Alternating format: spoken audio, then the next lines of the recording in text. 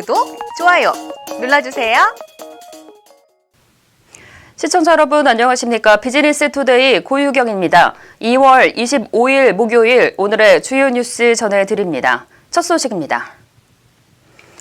가덕도 특별법이 여야 합의로 지난 17일과 19일 이틀에 걸쳐 국토교통위원회 법안 소위와 전체회의에서 통과됐지만 예비 타당성 조사와 사전 타당성 조사 면제를 규정한 특례 조항에 대해 관련 정부 부처는 물론 여야 의원들까지 문제가 있다며 자인한 사실이 뒤늦게 알려졌습니다.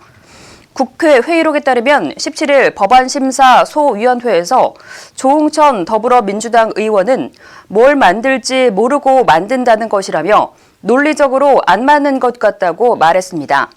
하영재 국민의힘 의원 역시 과연 이래도 되나 싶다며 이 법이 공표되면 아무리 급해도 이런 졸속한 법이 나왔나 참 우리 위신상의 문제다라고 말했습니다.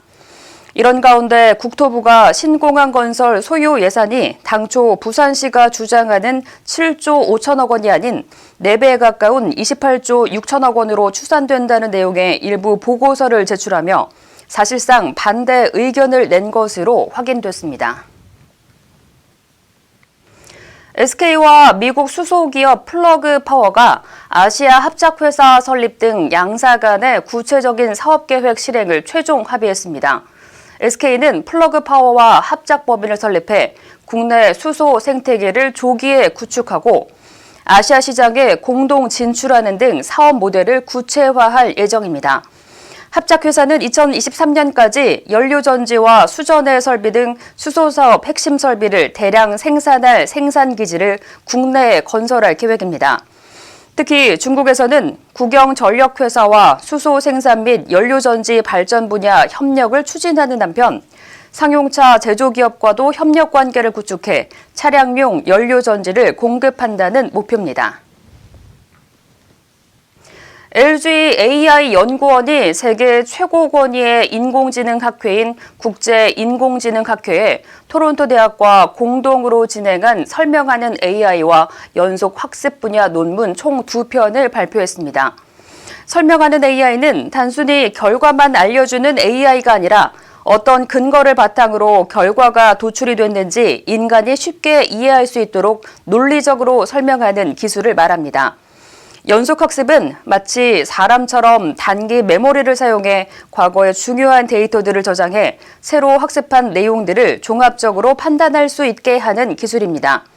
배경훈 LG AI 연구원장은 젊은 AI 인재를 지속적으로 영입하고 2023년까지 AI 전문가 1000명을 육성하는 등 글로벌 최고 수준의 AI 경쟁력을 확보하겠다고 말했습니다.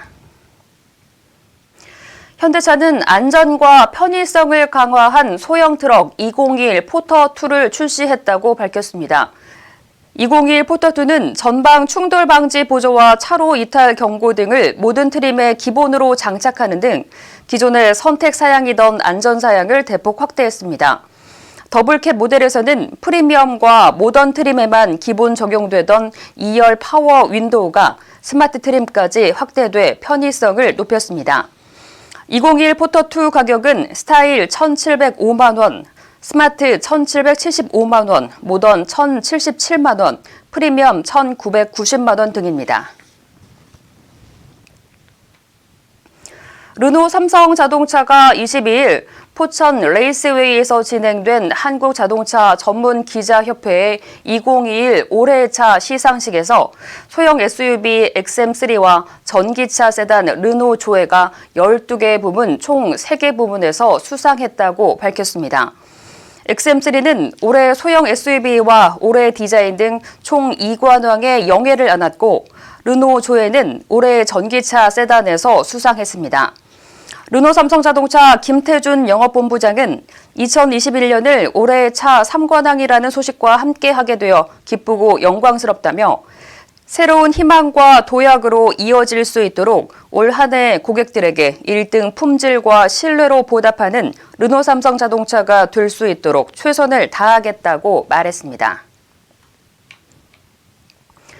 아우디 폭스바겐 코리아가 제품 품질 관리를 강화하고 미래 전략 추진을 위한 조직 개편을 단행했습니다.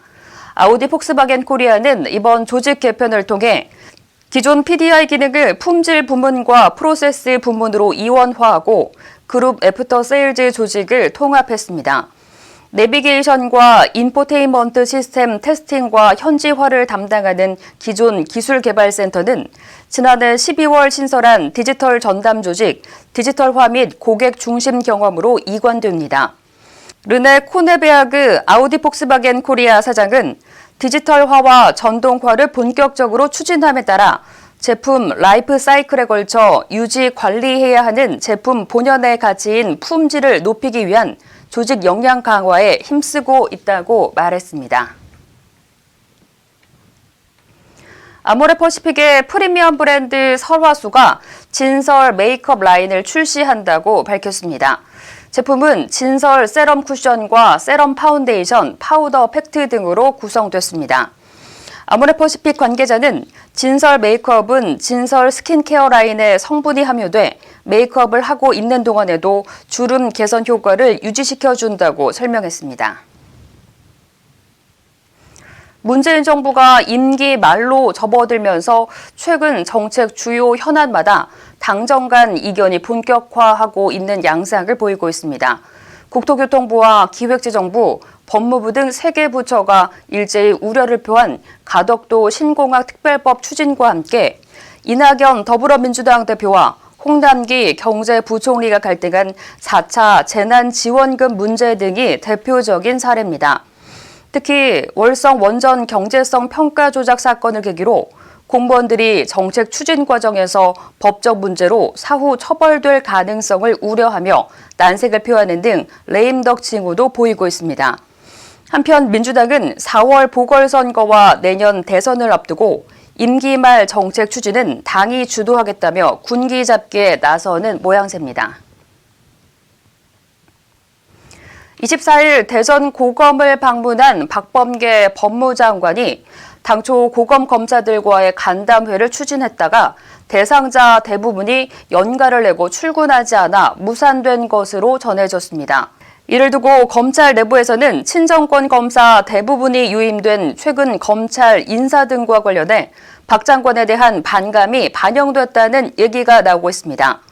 한 법조인은 행사에 빠질 수 없는 고검장 등만 참석하고 나머지 고검검사 대부분이 같은 날 휴가를 쓴 게 우연의 일치겠느냐면서 박 장관을 상대로 무언의 항의를 한 것이라고 말했습니다.